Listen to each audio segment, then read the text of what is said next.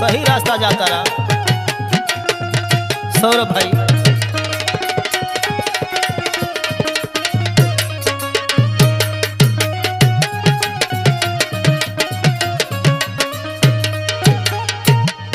काहे भौजी?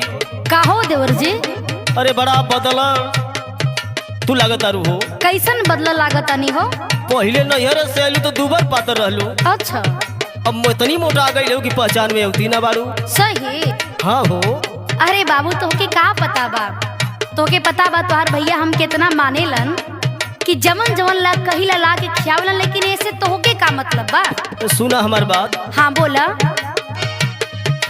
कैसे मोटैलू के थूक पियलू पानी ये भौजी। अच्छा ये कुल जान के तू का करबा?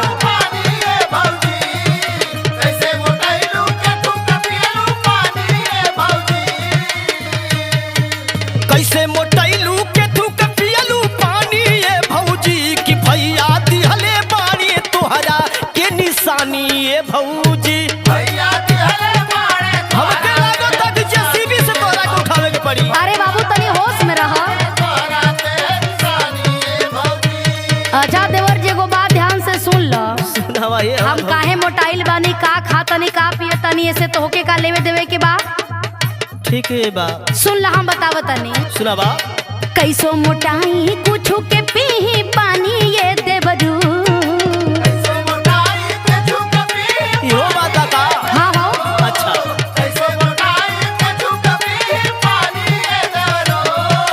कैसो मोटाई कुछू के पीही पानी ये देवरू कि कहवन होत बाटे तोहे परेशानी ये देवरू।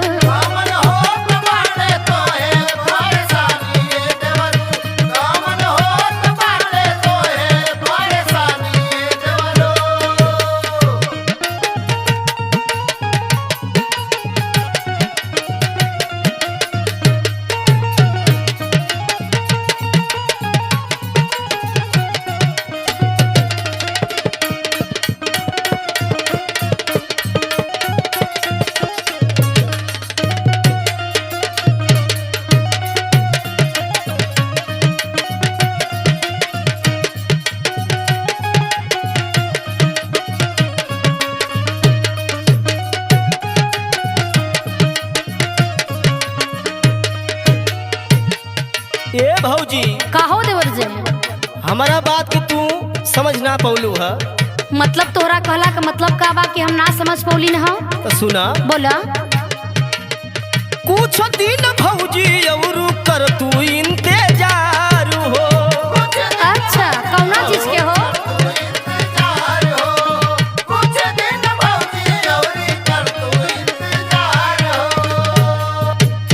और सुना हो। हाँ बोला। लागता कि ले गने के आई मोरी सारू हो। माने सही जगह हम पहुँचता रहा ना? हाँ हो।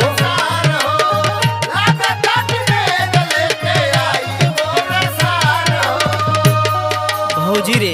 हाँ हाँ बोला। हमके लागत है ना बोला कि हमारे घर में खुशी आवे वाला बा। बा देवर जी का मजाक करेला? अरे मजाक ना करते, हम साचो कहता नहीं भौजी। बोला। कुछ दिन भौजी और कर तू इंतजार हो। लागता कि ले गने के यही है मोरी सारू हो। भले छिपवलू हम हूँ जाना तानी ये भौजी। सुना तारू ना? अरे सुना तनी ऐसा कौनो बात नहीं के हो।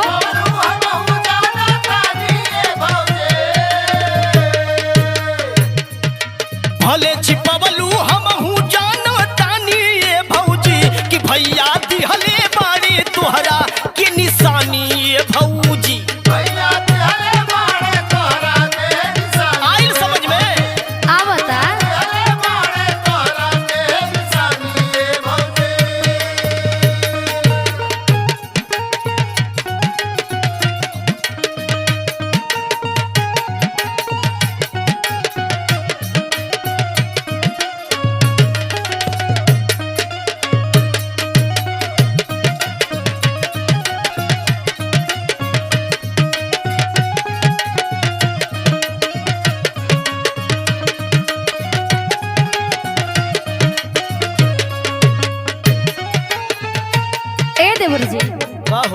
माने सही जगह पर पहुंच गए बड़ा, तोहरे तो सही सही कुल समझ में आ गई। अरे हम बड़ा पढ़े लिखल न बानी, वो तो हम जानते बानी। अब रविंदर नियर गवात थोड़ा बाड़ी। अच्छा हाँ हो। अच्छा देवर जी को बात सुनी होला, जब कुल जानी गइल बड़ा हाँ। तो सुन ला। सुनावा। कोइले नादानी सहिया श्याम भोजपुरिया,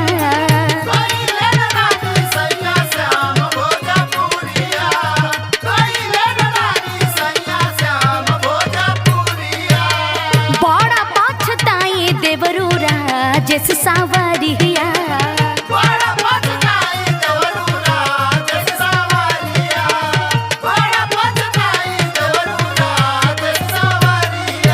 सुन ला देवर जी। सुनावा। कोइले नादानी सहिया श्याम भोजपुरिया, बड़ा पछताई देवरू राजेश सावरिया।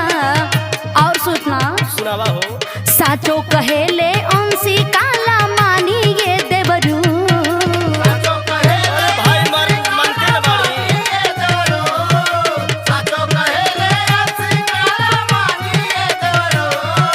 साचो कहेले अंशी काला मानी ये देवरू कि कौन होत बाटे तोहे परेशानी ए देवरू।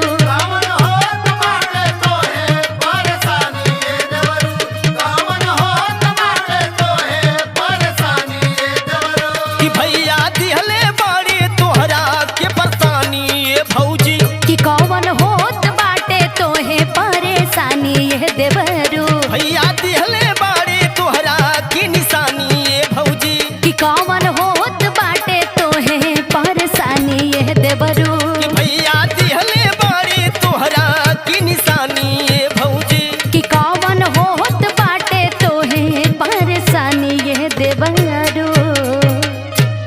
बुझाइल? बुझाई ले भौजी।